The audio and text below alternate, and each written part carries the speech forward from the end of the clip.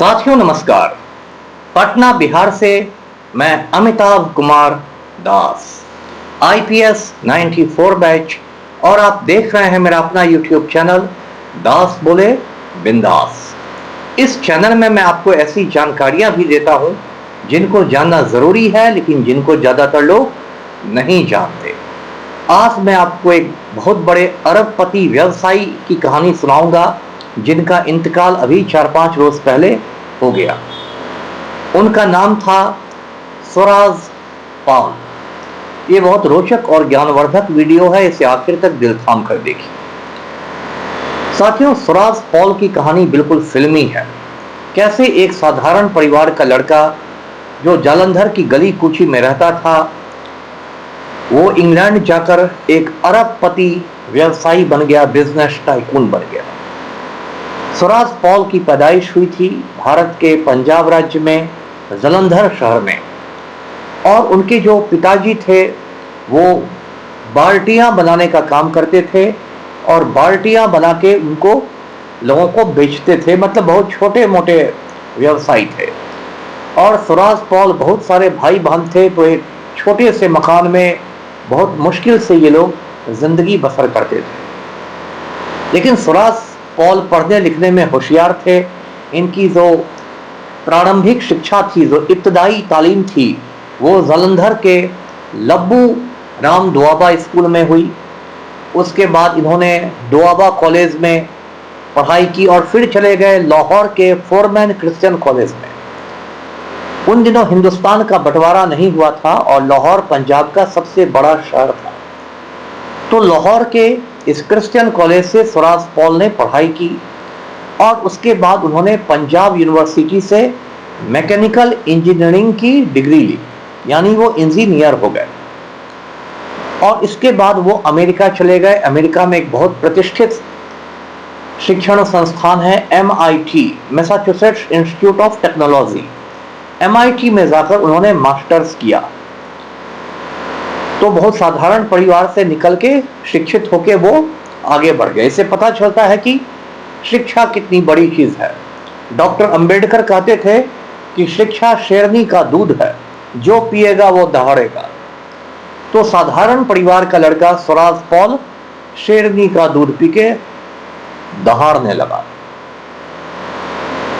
उसी समय स्वराज पॉल की जिंदगी में एक घटना घटी जिसने इनकी पूरी जिंदगी को एक अलग मोड़ दे दिया। स्वराज पॉल की 3 साल की बेटी थी, नाम था अंबिका। पता चला कि अंबिका को ल्यूकीमिया की बीमारी है। ल्यूकीमिया का मतलब होता है खून का कैंसर, ब्लड कैंसर। उस जमाने में हिंदुस्तान क्या पूरी दुनिया में इसका कोई ठीक इलाज नहीं था। फिर भी स्वराज पॉल के साथियों ने कहा कि हो सकता है इंग्लैंड में कुछ बेहतर इलाज हो। तो 1966 में 1966 में स्वराज पॉल अपनी फैमिली के साथ चले गए लंदन। लेकिन वहां भी अंबिका ठीक नहीं हो सकी और 1-2 साल बाद उसकी मौत हो गई। अंबिका की मौत से स्वराज पॉल काफी टूट गए, लेकिन उन्होंने खुद को संभाला और फैसला किया कि अब हिंदुस्तान वापस नहीं लौटना है, अब लंदन में ही नई जिंदगी शुरू करनी है। उन्होंने एक बिजनेस समूह की स्थापना की जिसका नाम था कैपारो ग्रुप। और बचपन में उन्होंने देखा था कि उनके पिताजी जो है वो स्टील की बाल्टियां बनाते हैं। उन्होंने सोचा कि मैं भी स्टील का ही काम शुरू करूं, जिसको हिंदी में इस्पात कहते हैं। तो कैपारो ग्रुप ने स्टील बनाना शुरू किया, इस्पात बनाना शुरू किया। और उनके स्टील की जो क्वालिटी थी, जो गुणवत्ता थी, वो इतनी अच्छी थी कि धीरे धीरे कैपारो ग्रुप का डंका चारों ओर बजने लगा। और कुछ साल बीतते बीतते स्वराज पॉल बिल्कुल तरक्की की सीढ़ियां चढ़ने लगे। दुनिया के अनेक मुल्कों में कैपारो ग्रुप के ब्रांचेस खुल गए। हजारों कर्मचारी उनकी फैक्ट्रियों में काम करने लगे और उनकी गिनती इंग्लैंड के सबसे अमीर लोगों में से होने लगी। इसके बाद जो स्वराज पॉल थे, उनको थोड़ी बहुत सियासत की भी खुजली शुरू हो गई, पॉलिटिक्स में भी वो आ गए।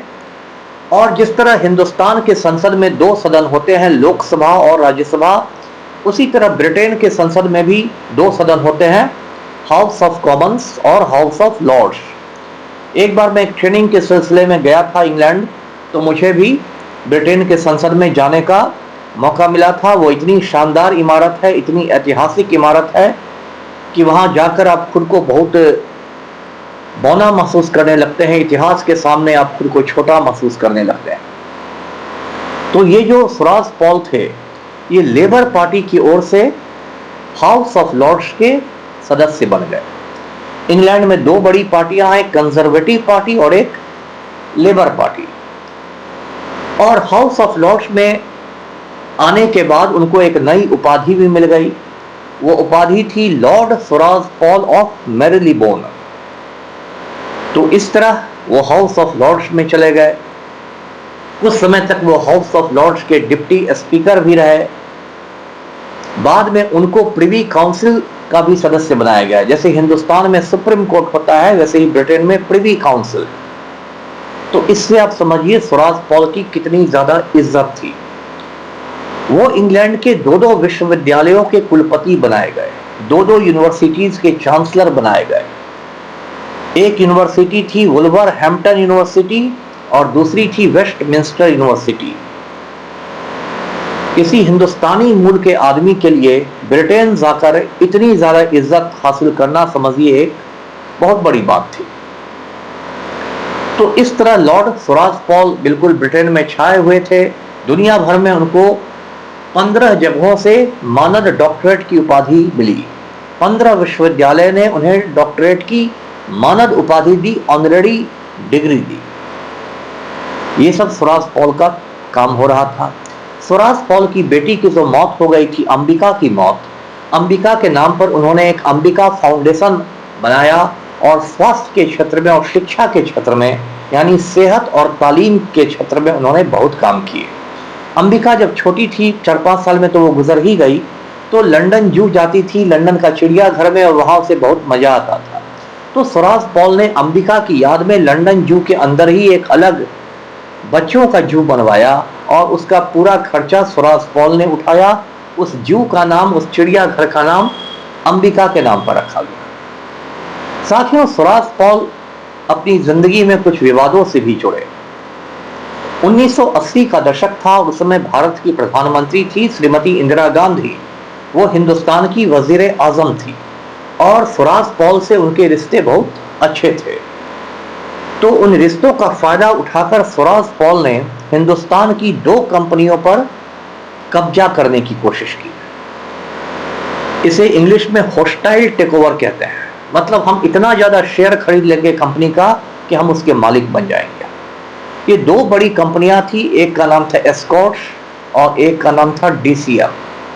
ये जो एस्कॉर्ट्स कंपनी है, ये ट्रैक्टर वगैरह बनाती है और इसका मालिक नंदा परिवार है।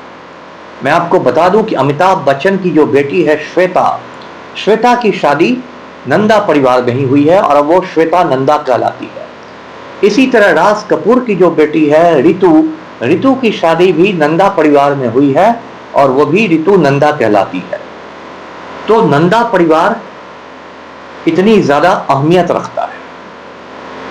एस्कॉर्ट्स का मालिक नंदा परिवार है और जो डीसीएम है, दिल्ली क्लॉथ मिल्स, इसका मालिक श्रीराम परिवार है। तो लॉर्ड स्वराज पॉल ने इन दोनों कंपनियों पर कब्जा करने की कोशिश की, लेकिन इसका कड़ा विरोध भी हुआ। इंदिरा गांधी के विरोधियों ने कहा कि इंदिरा गांधी अपने एक दोस्त की मदद करके उनसे कंपनियां पर कब्जा करवाना चाहती हैं।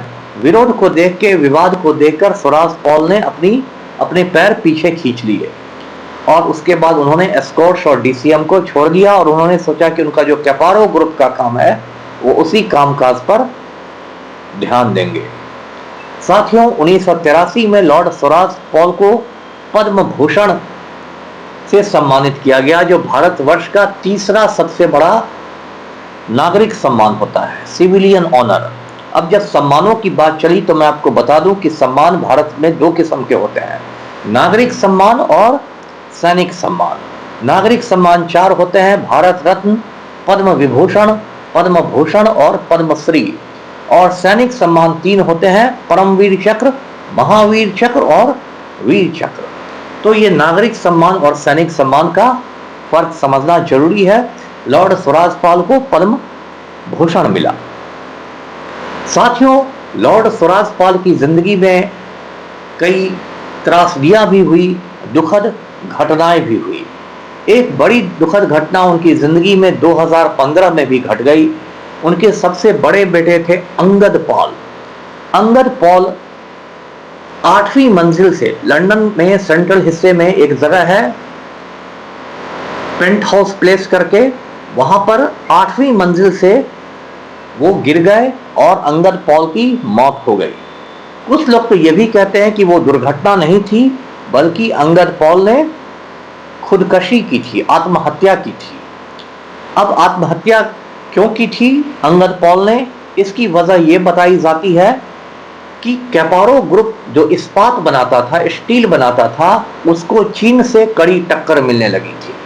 पिछले कुछ सालों में चाइना ने बहुत सस्ता इस्पात बनाना शुरू कर दिया है और दुनिया भर के बाजारों में अपना जो चीप स्टील है, सस्ता इस्पात है, उसको भर दिया है।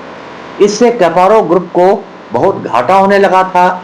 उसे बहुत सारे कर्मचारियों की छटनी करनी पड़ी थी और कहते हैं कि इस वजह से अंगद पॉल अवसाद में चले गए थे, डिप्रेशन में चले गए थे और इस वजह से उन्होंने कूदकर जान दे दी। ऐसे लंदन पुलिस ने अपनी रिपोर्ट में कहा कि नहीं, ये एक दुर्घटना थी, एक्सीडेंट था और वो गिरकर मर गए। जो भी हो, कुछ साल पहले लॉर्ड स्वराजपाल की जो पत्नी थी अरुणा पॉल, उनकी भी मौत हो गई।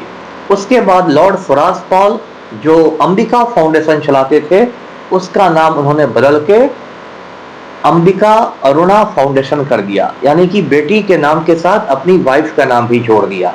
और ये जो अंबिका अरुणा फाउंडेशन है, ये भी सेहत के क्षेत्र में और तालीम के क्षेत्र में बहुत काम करता है। अभी 21 अगस्त को, मतलब आज से 4 रोज पहले, लॉर्ड स्वराजपाल जो 94 साल के थे, वो गंभीर रूप से बीमार हो गए। उनको लंदन के एक अस्पताल में भर्ती कराया गया, जहां उन्होंने दम तोड़ दिया। तो लॉर्ड स्वराजपाल की यही कहानी है। उन्हें हमेशा हिंदुस्तान के एक सच्चे दोस्त के रूप में याद किया जाएगा। उन्होंने इंडो ब्रिटिश राउंड टेबल की स्थापना की थी, जो भारत और ब्रिटेन के संबंध सुधारने के लिए, रिश्ते सुधारने के लिए बनाया गया था। और लॉर्ड स्वराजपाल हमेशा भारत के बारे में अच्छी अच्छी बातें सोचते थे, एक शुभ चिंतक थे, वेल विशर थे। तो आज का वीडियो यहीं तक।